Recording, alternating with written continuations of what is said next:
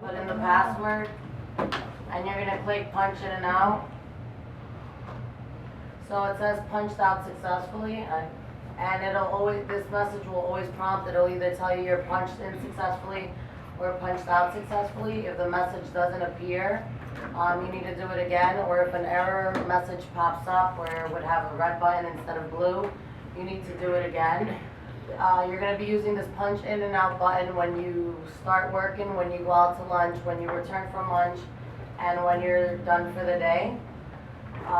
Those that travel to other properties, this is what you're going to end up doing. You're not punching out when you leave this property or any property that you work. You enter the username, you put your password, and now you're going to click change. The first tree that pops up is the work tree. We're not going to use this. You don't use it until you're actually at the property in which you will begin to work. So we're just going to click no change so that we can skip over this. And now your travel tree would open up where it says travel to other property. You would then go and select what property you're going to go travel to. So I'm going to just click over Bella. And it would say call centers changed successfully. Once you get to Bella, you would once again put in your username and password. You would click change, and this time under work, you would click on Bella.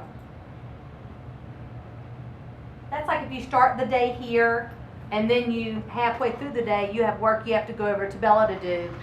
That way you're getting paid for your travel time, because otherwise if you clocked out here then clocked back in there, because let's say you did lunch in between, then you would actually clock out and clock back in over there. But if you're doing it as just a travel from here to over there, you're paid for that travel time, and that's why you do this. Yeah, so since we punched in to work, we're just going to click no change for travel. And then once again, the message should appear, call centers changed successfully. If you're done for the day at that property, you're just going to enter your username, your password, and you're going to punch out. If you're traveling back to the property, you're going to once again put your username, password, click change, and then go under the travel to, since you're traveling back to another property. So that's just using the time clock to punch in, out, and travel to another property. Does anyone have any questions before we move on to your timesheets? No? Okay, so now you guys are going to be responsible for reviewing your hours on your timesheet. It's no longer printed out and you're no longer physically signing it. You're going to have to log on into Kronos, review your hours, and submit it for approval. If there are punches missing, you are required to submit a change request that would be sent directly to your manager, and they would approve or reject it. If they approve it, it automatically shows up on your timesheet. If there are changes that you need to do, you submit that request, and you don't approve your timesheet until you see the change appear on your timesheet. Because that's your electronic signature. So when you press submit for approval, a disclaimer is going to pop up, and it's going to say by pressing OK, you're submitting that the information you see on the timesheet is correct. So if you see 60 hours on a timesheet and you press approve, you're giving them the OK to pay you your 60 hours when you worked 80. So you got to make sure that your hours are there, you're not missing any punches, and you have to enter the change request if there are any. And then once your manager does their part and approves the time, and you see it on your timesheet, you would press approve. So I'm going to show you what it looks like when you log in, what your timesheet looks like, and then I'm going to show you the steps if you do have to enter a change request. So I need an employee to log in. Go ahead, Christine. So your username is going to be the first initial and last name, and then password, try 123456. And then click login for me. Log in all the way to right. Oh, one. See the red? That means login failed. So you'll see red if it failed, blue if it went through properly. Did you start not too long ago? No, she started over a year ago. Okay, so she should 2 years ago. Huh, Christine? If not, try welcome one with a capital W, and then At put where? for the password. Yeah, that's welcome one with an exclamation. The W is a capital letter.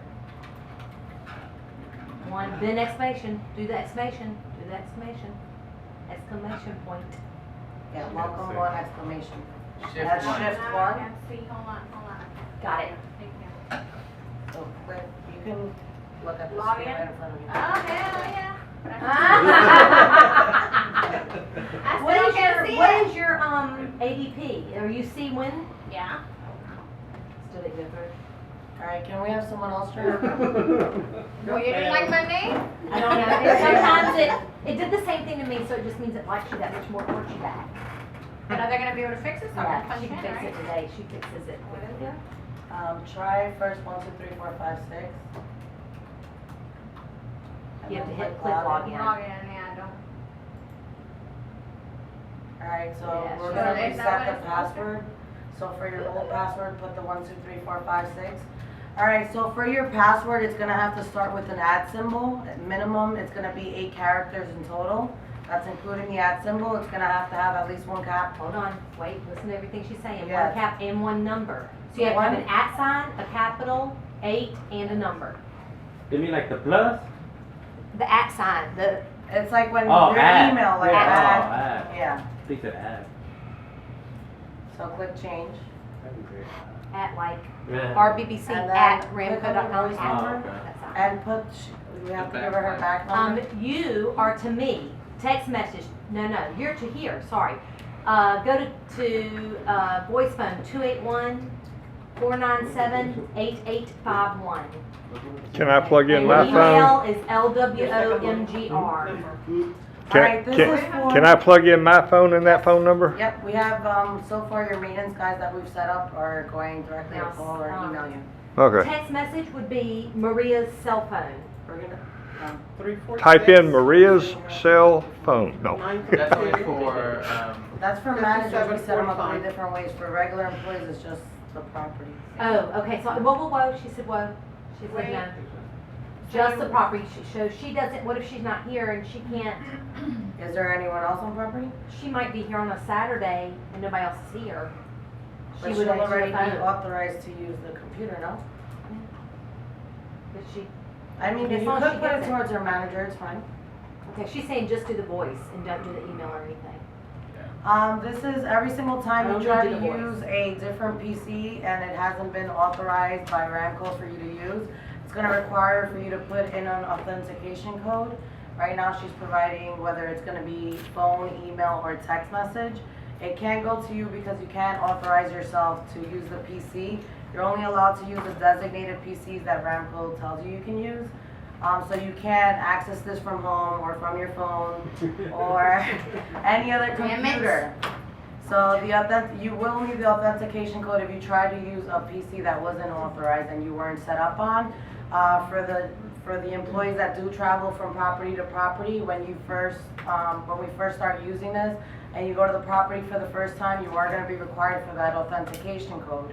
So let's say it's set up to call the office where it's your home base, you're gonna have to give them a ring and say, I'm gonna press for it to make a call for the authentication code. A call's gonna come into you, please write down the code and then give me a call back once you have the code.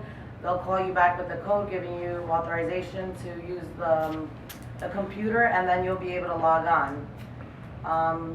So if you're sick or So you're, take the email off there. if you're sick, you're gonna have to wait till you get Just do the back voice to and the office to put that say from me. information? Sick time is still ADP. Okay. So any time off, sick, vacation, is still done through ADP. This is just, all right, can you just leave it right there? It's gonna call the back line and give you a number, I think, isn't it? No, not now, It's we not? didn't set her up. Can we switch? Thanks. So ADP, your time off is still through ADP. This is just to punch in and out. So when they wanna use the time clock, is the only time they're gonna need the authentication code, but it's a one-time deal, So so. tell me, what's the benefit of this new program? The fact that you're not gonna have your badges anymore, there's not really a benefit, they're just removing the time clock. So this is your new time clock solution. Seems like more work for us though, to Yeah. punch in and out, huh? Yep. I bet Mike loves that. It will be less for payroll day though, because we'll be able to send it directly up to New Jersey without printing everything out. Like the first 2 times we do it, we'll print everything out and just double check it, see how it looks. But after that, we'll be able to, It'll send be it. paperless on your end. Yeah, and then also, it's going to record your travel time, so you'll get paid for travel time between now. So instead of logging out, clocking out here and then going down here and clocking back in, it'll have your travel time and you'll get that. But like for Juanito, right, that bitch is gonna be hard for him to get on the computer and check his time and submit his time. Alright, but we need to think about it, we're doing it 4 times a day, that's 20 times a week minimum, so it's So gonna you're come gonna get second used to nature. it, yeah. Eventually it'll be easy in the beginning, a lot of people are gonna have trouble, some people it's the first time they're using the computer, but eventually with routine, it'll. Juanita have puts to his learn. stuff into ADP. Yeah, but I think He's you got got. Wait. Yeah, I'm kind of hard of hearing. When you said ADP, do we have to use our ADP password? not for Kronos, just the username is still the same for Kronos, but ADP, they both have different passwords. Good. Did Karen tell you the password she gave me? No, and I Well, now hate you can't Karen's tell. passwords because she gives you like 4 words in one and then like. No, she gave me Dances Pretty 96. I didn't like that. And now everybody knows it, so it'll have to change. Alright, so when you, Do we still have to make a mileage sheet then? Yeah. okay. Alright, so when you log on, it's always gonna automatically open to your current timesheet. If you entered any time off for vacation, if it's the following week, you will see it on your timesheet because we will be importing that at least 2 to 3 times a week. So if you entered an ADP, it should already populate on your timesheet. The holidays, you'll end up seeing your holiday paid off. There's not really much data here because they haven't been punching in and out yet. But here you'll see where you're working, so lodge. You'll see your travel time. Here's where you'll see if you have any vacation, floating holiday you took off with the other time off. And then it would have the date, the punch in, and the punch out, and how much it totaled up to. How many hours? Yeah. So it's gonna total everything for you. You don't have to enter Saturdays or Sundays or non-work days anymore. You're not gonna have to enter people's floating days, and it's gonna do the PSS for you. So it does have benefits. Yep. So at the bottom it has your timesheet total. Actually, yeah. Alright, so like I said before, the employee's responsible for what his timesheet and the hours that are on the timesheet. If you review it and everything looks all good, you're gonna click submit for approval right down here. I don't know if everyone can see it. So it's submit for approval.